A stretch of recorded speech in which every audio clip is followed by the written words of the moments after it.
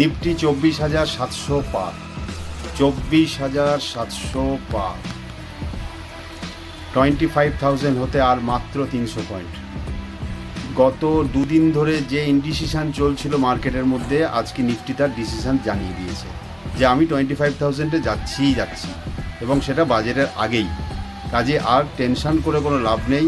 তোমরা যে যেখান থেকে পারো এখনই হাই টাইম, যতটা পারো ইনভেস্ট করে রাখো। মার্কেট কিন্তু বুলিশ, এবং মার্কেট কিন্তু একদম রকেট হয়ে যাবে বাজেটের পরে, এটা আমার অনুমান।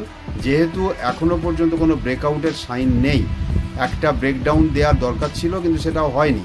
কাজেই এখন কিন্তু আর কোনো সেরকম টেনশানের সিচুয়েশান নেই। মার্কেটে বায়াররা ফিরে এসেছে, বিয়ার মার্কেট থেকে মোটামুটি পাত্তারি গোটাতে বসেছে। কাজেই তোমরা স্টে ইনভেস্টেড।